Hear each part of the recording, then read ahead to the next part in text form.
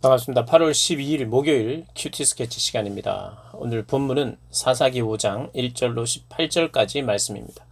오늘 본문은 이렇게 시작합니다. 이날에 드보라와 아비노함의 아들 바락이 노래하여 이르되 이스라엘의 영솔자들이 영솔하였고 백성이 즐거이 헌신하였으니 여호와를 찬송하라.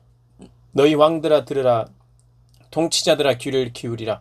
나 곧 내가 여호와를 노래할 것이요 이스라엘의 하나님 여호와를 찬송하리로다. 오늘 본문은 승리 후에 이 드보라와 바락이 지금 노래하고 있습니다. 그리고 이스라엘 백성들을 향하여 함께 찬송하자고 여호와를 찬양하라라고 이야기를 합니다. 이 찬양 시지요, 시. 근데 찬양의 시작을 이렇게 합니다. 백성들이 즐거이 헌신하였으니 영솔자들이 영솔하였고 지도자들이 지도한 대로 또 백성도 즐거이 헌신하였기에 이런 하나님의 도우심이 하나님의 역사가 있었다는 것입니다. 물론 하나님이 이 모든 일을 주관하셨음에 그 하나님을 찬양하는 거죠. 헌신했다고 합니다. 백성들이 즐거이 헌신했다. 헌신이 뭘까요? 헌신. 내가 하나님께 헌신했습니다. 내 삶을 드립니다. 헌신. 몸을 드리는 게 한자로도 몸을 드리는 거죠. 몸을 드린다. 내 삶을 드린다는 의미입니다. 말 그대로 드리는 거예요, 나를. 내가 되돌아오기를 원하는 그 어떤 마음으로 드리는 게 아니라 드리는 것으로 끝입니다. 헌신. 내가 뭔가를 드릴 때 돌아오는 더 좋은 것들을 바랄 때는 그것은 헌신이 아닙니다. 그것은 헌신이 아닙니다. 드보라, 바락, 그리고 야엘이라고 하는 여인. 이 전쟁에 있어서 중요한 인물이 세 명이죠. 드보라, 여자 선지자이면서도 사사가 바락에게 네가 이 전쟁에 나아가 용맹스럽게 싸워라. 하나님께서 너에게 맡겼다. 너의 손에 넘겨줬다. 근데 이제 바락이 드보라와 함께 하기를 요청하죠. 그의 어떤 두려움도 있고 약한 믿음도 있고 그래서 드보라와 동행을 요청합니다. 적장에 목을 베는 것, 적장을 죽이는 영예는 야엘이라고 하는 여인, 어제 본문에 나왔죠. 자기가 있는 장막으로 적장에 그 대장이 도망온 것을 보고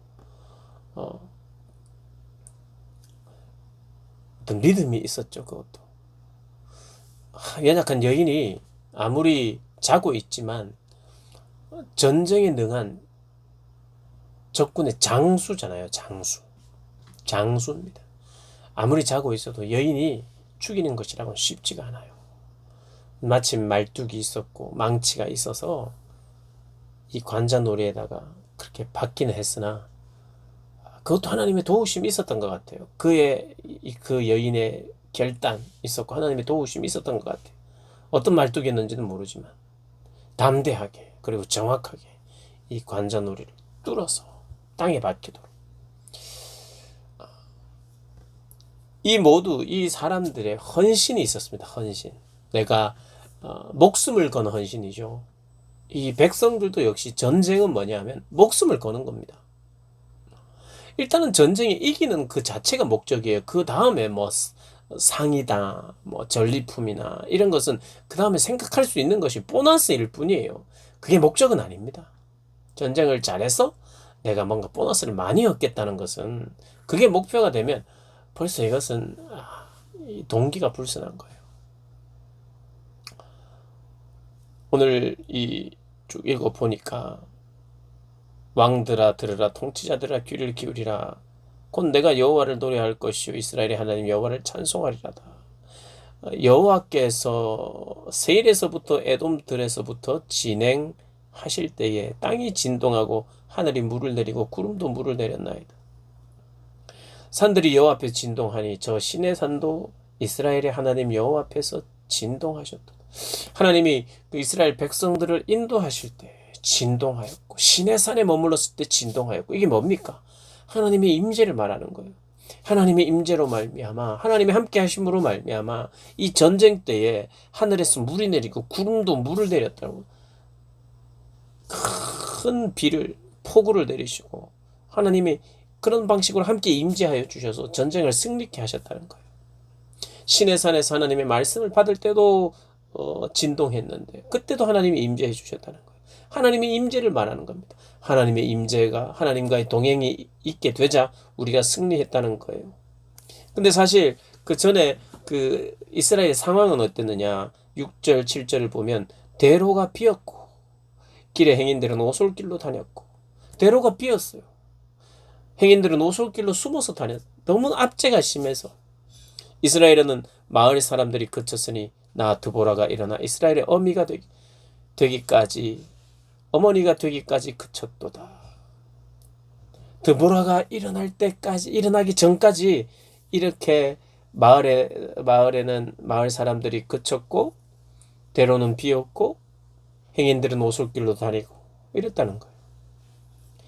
그리고 8절에 보니까 이 이스라엘 백성들 이스라엘의 4만 명 중에 방패와 창이 보였던가 전쟁이 이르러서 사람들을 모았는데 무기가 없어가지고 방패와 창이 보였던가. 그러니까 우리가 얼마나 이 사기도 떨어져 있고 무기도 없고 20년간 그 철병거 아래서 900대 철병거 아래서 강력한 군사력 앞에서 압제를 당하던 그리고 사람들을 모아봤자 4만 명이 있었는데 방패와 창을 든 사람이 거의 안 보였다는 거예요. 이런 상황인데 무슨 전쟁을 합니까? 그런데 하나님께서 드보라를 일으키셨어요. 드보라를 세웠습니다. 전쟁을 하라. 헌신했어요. 헌신은 우리 할만한데? 우리 게임 할만한데? 이때 내가 대장이 된다고? 그럼 내가 이 명예를 얻겠는데? 이거 괜찮은데? 이런 게 아니라는 거예요. 이건 그냥 죽으라는 거죠. 사기도 떨어져 있죠. 무기도 없죠. 사람들은 힘들어하죠. 그런데 이런 상황에서 드보라를 세우고 드보라가 순종할 때까지는 그게 헌신입니다. 그게 보니까 사람들이 너무 나를 도와줄 사람이 많아요. 헌신하겠습니다. 이런 게 아니라 도와줄 사람이 없어요. 그런데 하나님이 일으키시고 하나님이 사람을 세우시는데 연약한 여자를 세우십니다. 바락도 헌신했어요. 그나마 자기에게 두려움도 있었지만 그래도 전쟁했잖아요. 드보라와 함께 한다면 하나님이 더 가까이 있을 거라는 생각 때문에 했죠. 나중에 히브리서에서는 그의 믿음을 칭찬합니다. 믿음의 사람이라고 또 고백해요. 바락이. 그러니까 이 바락이 두려운 것도 있었고 믿음 연약했는 것도 있었지만 그래도 헌신했어요. 자기 목숨을 건 거죠. 이게 헌신입니다. 야엘 여자로서 적장에 그 관자놀이를 뚫는 것도 용기가 필요하고 헌신이 필요했어요. 자기 목숨을 거는 겁니다. 이게 헌신이라는 거예요. 드보라는 내가 기회를 한번 얻어서 영웅이 되리라 이런 생각 전혀 안 했습니다. 기회를 얻은 게 아니라요. 목숨을 거는 헌신을 한 겁니다. 하나님의 부르심이 이런 겁니다, 여러분. 저도 참 부끄럽습니다만 내가 헌신했는가, 헌신하고 있는가? 여러분 헌신하고 계십니까? 순종하는 것 뿐만 아니라 헌신하고 있습니까?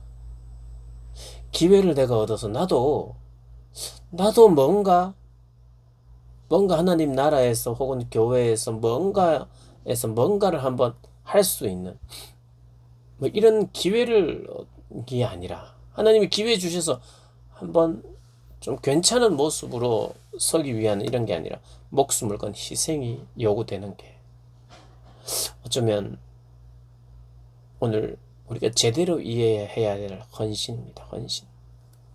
백성이 즐거이 헌신했는데 즐거워서 헌신했다는 게 아니에요. 전쟁에 나갈 때 막 즐거운 마음으로 했다는 게 아니에요. 기꺼이. 드보라가 기꺼이 이것은 내 이름을 날릴 여자로서 여자도 할 수 있다 뭐 이런 이름을 날릴 기회로 본 것이 아니라 나를 들여 내 몸을 들여 그냥 바치는 거예요. 그래서 결국 하나님의 뜻이 이루어집니다. 하나님의 뜻이 이루어집니다. 뭐 우리가 평안의 때를 살고 있지요. 뭐 코로나라고 하는 이런 어려움도 또 있지만 내 목숨을 걸고 희생을 해야 될 만한 일이 거의 보이지 않는 것 같은 이때 사실은 생명을 구하기 위해서는 이런 희생이 사실 필요한데 생명 사역을 위해 어쩌면 관심을 덜 기울이기 때문에 우리의 희생이나 헌신도 많이 부족한 것은 아닌가 생각해 봅니다. 사람의 생명을 얻기 위함이라면 핍박도 또 당하게 되고 또 내 것을 내어놓아야 되고 시간도 물질도 들여야 되고 안 들어도 될 핍박, 욕도 듣게 되는 그런 가운데 하나님이 원하시기 때문에 기뻐하시기 때문에 순종하는 것 그게 헌신이지요. 헌신. 오늘 이 본문을 통해서 다시 한번 헌신이 뭔가 묵상하는 그런 시간 되었으면 좋겠습니다. 오늘도 승리하신 하루 되시길 주님의 이름으로 축복합니다.